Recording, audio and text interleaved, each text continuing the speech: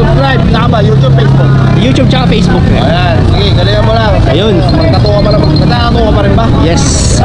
So, bali ang content ko kasi, Paps, is more on motorcycle reviews tsaka tattoo din. Tattoo. Akala ko, nagmumotor ka, tapos nagtatato ka.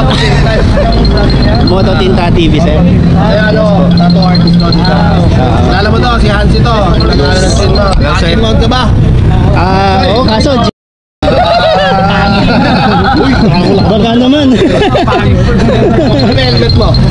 LS2? Oo, sige. Nakatato pa marami dito. Ayun. Padala kita ng chin mount.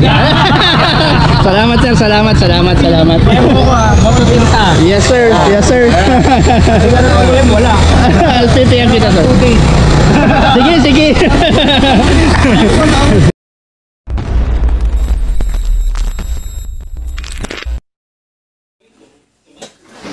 So yun nga mga katinta, no? Dumating na yung helmet chin mount na pinadala ni Sir Hans. At muli sir, maraming salamat sa pagpapadala. At ito ikakabit na natin dito sa helmet natin. Actually mga katinta, ang helmet chin mount na Hank ay hindi basta-basta, no, or hindi siya universal. Kumbaga kung ano yung helmet mo or kung ano yung model na helmet mo, meron siyang specific na sukat. Kumbaga kagaya ng sa akin is AGV K1, kailangan mong orderin is pang AGV K1. Ayan, wala siyang universal chin mount na ginagawa. Bakit?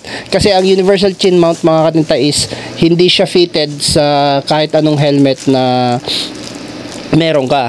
Kumbaga kung ano yung lapat niya, yun na yun.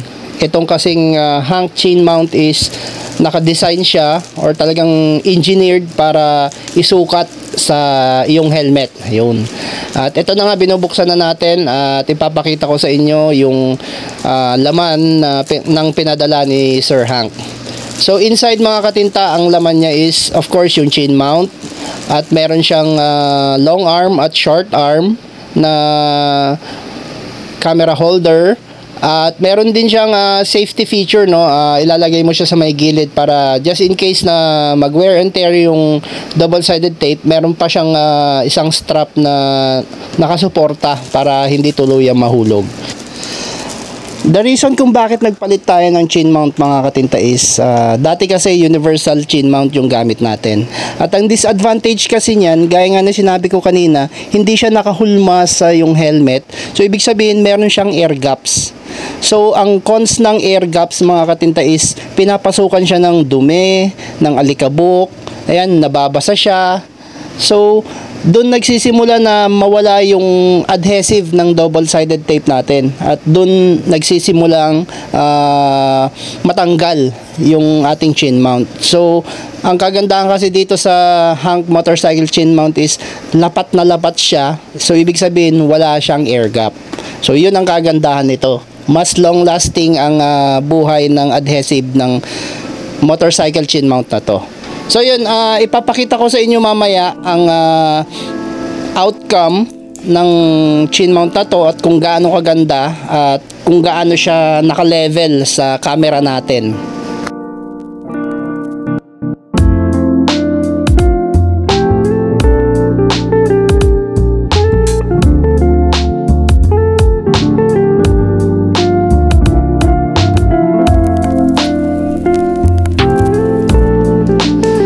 So yan, naikabit na po natin ang helmet chin mount at ganyan po ang itsura niya ngayon. Ayan. So may peace of mind na tayo mga katinta na habang nagvo-vlog ka is hindi mo iniisip na baka mahulog or baka mamaya wala na yung action cam mo, no?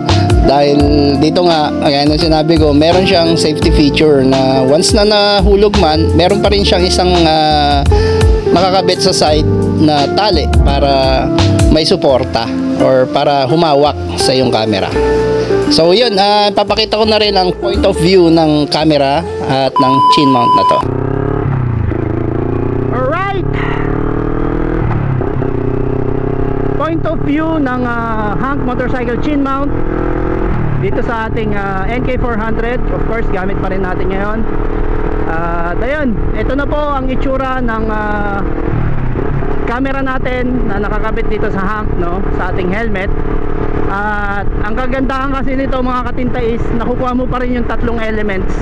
Nakukuha mo yung langit, nakukuha mo yung daan, at of course nakukuha mo tong part ng motorcycle natin. Yun. So yun ang kagandahan mga katinta. At may peace of mind ka, of course. Syempre, habang nagmo-motovlog ka, hindi mo namamalayan, nahulog na pala yung action cam mo or yung GoPro mo, di unsaklap nun, di ba? So yun, meron siyang safety feature na nakakabit, natali, at of course nakalagay sa may gilid na just in case, if ever man na mahulog, mag-wear and tear yung kanyang adhesive, meron pa rin siyang pangalawa na nakakabit na tali para sumuporta at hindi tuluyang mawala yung action cam mo. Okay, so eto, konting chill lang. So takbong chill lang tayo mga katinta. At nandito tayo ngayon sa, of course, sa ating hometown dito sa Difun, Quirino. Ayan, nakikita niyo yung bundok na yan, yung bilog na bundok na yan. Ayan, yan yung Nagbukel. Diba? Kuhang-kuha.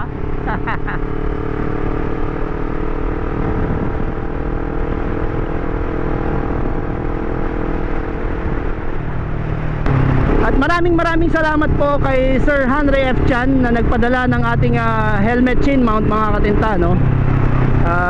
Kundi dahil kay Sir J. Mac na na-meet natin sa Isabela, hindi niya tayo padadalhan. So yun, of course, maraming salamat Katoto J. Max sa pagpapakilala kay Sir Henry Chan, dahil ikaw yung naging tulay para bigyan tayo ng helmet chin mount na to. Yun.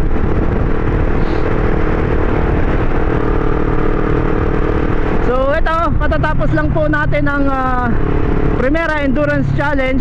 At luckily, sabi ko nga sa ating Panginoon na gabayan nyo po kami sa aming paglalakbay. At hindi lang po paggabay ang kanyang ginawa, binigyan pa tayo ng bonus, no? Binigyan tayo ng top 1. Ayan, top 1 duo category. Tayo po yung unang dumating kasama ng ating buddy na si Gio Garcia.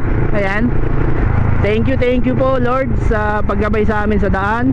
At hindi nyo kami binigyan ng aberya ng aking partner. At may pabonus pa na top 1 duo category at second to arrive. Ayan, second to arrive big bike category. Pangalawa po tayo. Ang first po is GS 1250.